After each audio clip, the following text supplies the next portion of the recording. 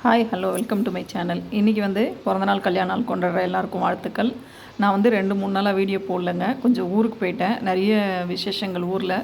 அதனால் நான் ஊருக்கு போயிட்டு நேற்று தான் வந்தேன். அதனால் முழு வீடியோ போட முடியல. இன்னையிலேருந்து இனிமேல் முழு வீடியோ போட ஆரம்பிச்சிடலாம். வாங்க வீடியோக்குள்ளே போயிடலாம். இன்றைக்கி செவ்வாய்க்கிழமைங்கிறதுனால வெஜ்ஜு தான் செய்ய போகிறேன்.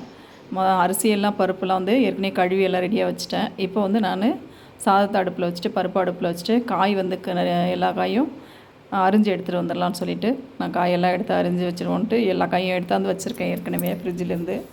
இப்போ வழக்கம் போல் பெருங்காயத்தூள், மஞ்சத்தூள், தக்காளி இதெல்லாம் போட்டு நம்ம தக்காளி இந்த தடவை பார்த்தேன். நான் கொஞ்சம் விதை எப்போவுமே எடுத்துகிட்டு தான் போடுவேன். நான் இது கொஞ்சம் நாட்டு தக்காளி, நம்ம ஹைப்ரிட் தக்காளினா விதையெல்லாம் எடுத்துகிட்டு இந்த பாருங்கள் நான் இப்போ காமிக்கிறேன் பார்த்திங்களா, இந்த மாதிரி வெள்ளையாக இருக்கிறதெல்லாம் நான் எடுத்துகிட்டு தான் நான் போடுவேன்.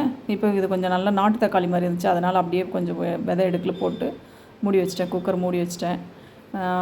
குக்கரில் மூடி வச்சுட்டு நல்லா இதெல்லாம் பண்ணிவிட்டு தண்ணி கொஞ்சம் பிடிச்சிக்கிட்டு காயெல்லாம் அரிஞ்சிட்டு வந்துடலான்னு சொல்லி எல்லா காயும் எடுத்து அரிஞ்சு நான் அருவாமனையில் அரிஞ்சு தான் கொஞ்சம் பழக்கம் எனக்கு.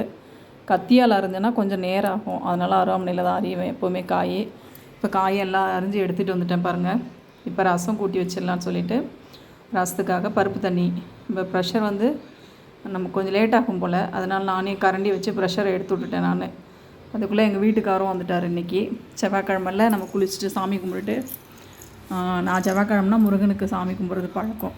அதனால் சாமி விளக்கெலாம் ஏற்றி சாமி கும்பிட்டுட்டு சமைக்கிறதுக்குள்ளே அவரும் வந்துட்டார். ஆனால் என்னென்னா இன்றைக்கி அவர் பசிக்குதுன்னு சொல்லலைங்க.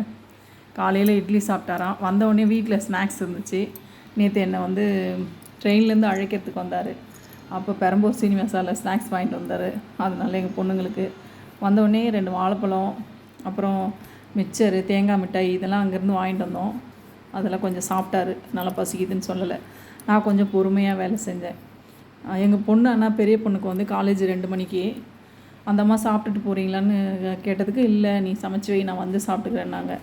எப்போவுமே அவங்கள்ட்ட ஒரு விஷயம் என்ன தெரியுங்களா, அவங்க எக்ஸாம் எழுத போனாங்கன்னா சாப்பிடவே மாட்டாங்க. எக்ஸாம் எழுதிட்டு தான் சாப்பிடும். அதுக்கு ஒரு பழக்கம். அது என்னன்னே தெரியல அதுக்கு. என்றைக்குமே சரிங்க, இன்றைக்கின்னு இல்லை, அது படிக்கிற டைம்லேருந்தே, அதாவது நல்லா அதுக்கு விவரம் தெரிஞ்சு நல்லா படிக்க ஆரம்பித்ததுலேருந்து எக்ஸாம் எழுத போனால் சாப்பிடவே சாப்பிடாது. எக்ஸாம் எழுதி முடிச்சுட்டு தான் சாப்பிடும். அது 10th +2 அப்போல்லாம் எப்போவுமே அப்படி தான். அது என்னென்னு தெரில, அதுக்கு அப்படி ஒரு பழக்கம். காலையில் எங்கள் சின்ன பொண்ணு என்ன பண்ணாங்க, சாப்பாடை தோசை ஊற்றி சட்னிலாம் அரைச்சி, அதாவது நைட்டு அரைச்ச சட்னி தான், அந்த தோசையெல்லாம் கொடுத்துருந்தோம். அந்த அம்மா என்ன பண்ணாங்கன்னா மறந்து போய் சாப்பாட்டை டைனிங் டேபிளே வச்சுட்டு போயிட்டாங்க. பசிக்குதுன்னு வயிற்றெல்லாம் பிடிச்சிக்கிட்டு படுத்துருந்தாங்க. சரி, அப்புறம் காலையில் கொஞ்சம் செஞ்ச சத்து மாவு இருந்துச்சு, ஒரு வாழைப்பழம் இருந்தது, அதை கொடுத்து சாப்பிடுன்னு சொல்லி சாப்பிட வச்சுட்டு நான் பொறுமையாக பேசிக்கிட்டே சமைச்சேன். என்ன பேசணுன்னு கேட்குறீங்களா, எங்கள் வீட்டுக்காரர் கொஞ்சம் பேசிகிட்டு இருந்தார். அது கொஞ்சம் அவாய்ட் பண்ணிக்கலாம். நம்ம தேவையில்லாத விஷயம், எங்களுக்கே தேவையில்லாத விஷயந்தான், அதை பேசி எங்களுக்கு ஒன்றும் ஆக போகிறதில்ல. இருந்தாலும் அவர் பேசினதுனால நாங்கள் பேசினோம், சிரிச்சுக்கிட்டே பேசிகிட்டு இருந்தோம். அது அப்புறம் எங்கள் பெரிய பொண்ணு முடி நறுக்குச்சு, அதை பற்றி பேசிகிட்டு இருந்தார். ஏம்மா அப்படி முடி நறுக்குனதுக்கப்புறம் முடியே வளரல அப்படின்னு. அந்த அம்மாலாம் 2 பேருமே எண்ணெயே வைக்கிறது இல்லைங்க. இப்போ இருக்கிற பிள்ளைங்க தலைக்கு எண்ணெயே வைக்கிறதில்ல, எங்கேருந்து முடி வளரும்? இப்போ எண்ணெய் பாருங்கள், நான் தலைக்கு எண்ணெய் வச்சு தான் இன்றைக்கி தலைக்கே குளித்தேன். நான் அது என்ன சொல்கிறாங்கன்னா, எனக்கு தலைக்கு எண்ணெய் வச்சு குளித்தோடனே பார்த்தா கருப்பாக இருக்கணும் நான், அப்படி சொல்கிறாங்க அவங்க 2 பேரும். இப்போலாம் இருக்கிற பிள்ளைங்க தலைக்கு எண்ணெயே வைக்கிறது இல்லை, எங்கேருந்து முடி வளரும்? கேட்டாக்கா ஃபேஷன். நான் இவங்கள்ட்ட பேசிக்கிட்டே நான் என்ன பண்ணிட்டேன், ரசத்தில் கொஞ்சம் உப்பு, அதாவது புளி கொஞ்சம் அதிகமாக போயிடுச்சு. இவங்ககிட்ட மாதாடும் போதே எனக்கு தெரியும், ஏதோ நம்ம இன்றைக்கி சாப்பாட்டில் ஏதாவது பிரச்சனை பண்ணிவிடுவோன்னு சொல்லிட்டு உடனே என்ன பண்ணேன், கொஞ்சமாக பச்சை தண்ணி பிடிச்சி ஊற்றி ரசத்தை தாளித்து விட்டுட்டேன். சரியாக போயிடுச்சு. ரசம் கொஞ்சம் தண்ணி பிடிச்சி ஊற்றுனதுனால கொஞ்சம் ரசம் புளிப்பு இல்லாமல் ஆயிடுச்சு. இதெல்லாம் தாளித்து விட்டுட்டு, இதில் வேறு எங்கள் சின்னம்மா முடி வளர்கிறதுக்கு முயல் ரத்தம் வேணுமா, அந்த எண்ணெயை வாங்கியிருந்தால் அதையும் தடவி பார்க்குறாங்க. எந்த எண்ணெய் தடவினாலுங்க டெய்லி தலைக்கு எண்ணெய் வச்சு தலை சீவி அழகாக தலை பின்னா தானே முடி வளரும். அதுக்கு என்ன சொல்லுவாங்க, நீ என்ன டெய்லி தலைக்கு எண்ணெய் வைக்கிறல்ல, உனக்கு என்ன முடி வளருதா அப்படின்னு என்ன கேட்குறாங்க. ஆக்சுவலாக எனக்கு கல்யாணத்தில் அப்போ முடி கம்மியாக தான் இருக்கும், ஆனால் அடர்த்தியாக இருக்கும். எப்படின்னா ரொம்ப முடியெல்லாம் இருக்காது, ஆனால் என் முடி நல்லா அடர்த்தியாக இருக்கும். எங்கள் வீட்டுக்காரே சொல்லுவார் எங்கள் பொண்ணுங்கள்கிட்ட, டேய் அம்மாவுக்கு முடி கம்மியாக இருந்தாலும் நல்லா அடர்த்தியாக இருக்க முடியும், ஒரு பின்னுலே அவ்வளோ பெரிய பட்டை இருக்கும், அப்படியே எடுத்து பின்னுவா, நீங்கள் தான் இப்போ முடியை கெடுத்துட்ருக்கீங்க அப்படின்னு சொல்லுவார். யார் சொன்னால் கேட்குற, நம்மளாம் சொன்னால் அந்த பொண்ணுங்க கேட்குறதே இருக்குங்க. கேட்டால் தலையை விரித்து போட்டுட்டு பேஷனா என்ன பண்ணுறது? அப்போ காலம் அப்படி மாறி போயிடுச்சுங்க. சரி விடுங்க, அதை விட்டுட்டு போவோம். நம்ம என்னங்க, அவங்கெல்லாம் அவங்க போக்கில் போட்டோம். இப்போ இருக்கிற ஜென்ரேஷன்லாம் அப்படி தான். நம்ம சில விஷயங்கள் வந்து நம்ம பிள்ளைங்க நம்ம பேச்சு கேட்கும். சில விஷயம் அது கேட்கலனாலும் பரவாயில்ல, இதெல்லாம் அவங்க இந்த வயசில் அனுபவிக்க வேண்டியது தானே. நம்மளும் அந்த வயசில் அப்படி தானே இருந்திருக்கோம், அதை கடந்து தானே வந்திருக்கோம். ஆனால் நம்ம பிள்ளைங்க நம்ம பேச்சை எதில் கேட்கணுமோ அதை கேட்பாங்கள்ல, அது ரொம்ப சந்தோஷம். என் பிள்ளைங்க என் கிழிச்ச கோடு தாண்ட மாட்டாங்க அப்படின்னு சொல்லுவோம்ல, அந்த மாதிரி எண்ணெய் இல்லாமல் என் பிள்ளைங்க ஒரு இடத்துல வந்து பச்சை தண்ணி கூட வாங்கி குடிக்காதுவோ, எண்ணெய் இல்லாமல் ஒருத்தர்கிட்ட போய் தானாக பேசாதுவோ. அந்த விஷயத்தில் என் பொண்ணுங்க ரெண்டும் ரொம்ப நல்ல பிள்ளைங்க.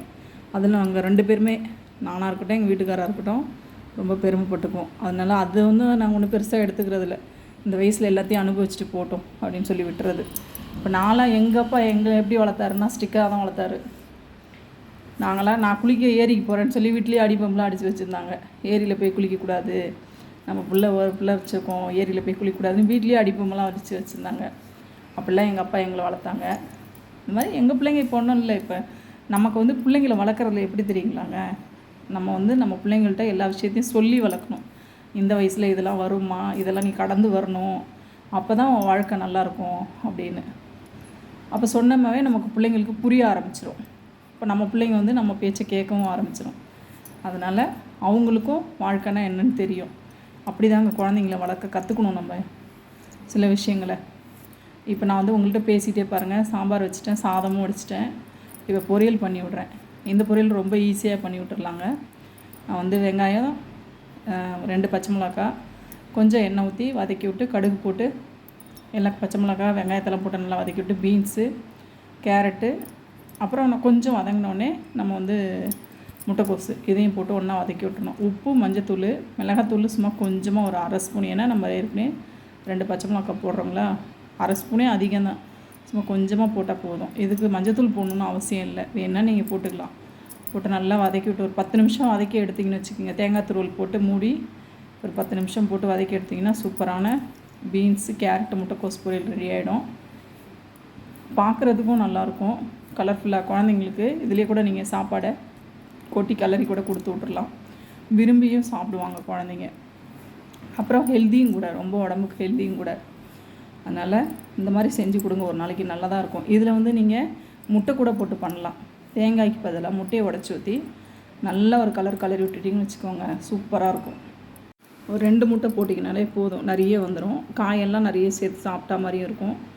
இப்போ நான் வந்து சாதம்லாம் வடித்து ரெடி ஆகிடுச்சா, சாதத்தை வந்து எப்போவுமே ஒரு கிண்ணத்தில் கொட்டி வச்சுருவோம் பாருங்கள். அதனால் சாதத்தை எடுத்து ஒரு கிண்ணத்தில் கொட்டி வச்சுட்டு, நான் ஏற்கனவே ஒரு வீடியோவில் சொல்லியிருக்கேன்ல, சாப்பாடு வந்து எச்சிப்படாமல் தண்ணி ஊற்றி வைக்கணும்னு சொல்லி, அதுக்காக கொஞ்சமாக தண்ணி ஊற்றியே ஒரு கிண்ணத்தில் எடுத்து வச்சுட்டு, இப்போ சாம்பாரெல்லாம் தாளித்து விட்டாச்சு, எல்லா வேலையும் முடிஞ்சிச்சு. காயெல்லாம் நம்ம வந்து வதக்கி காயெல்லாம் நம்ம வேக வச்சாச்சு.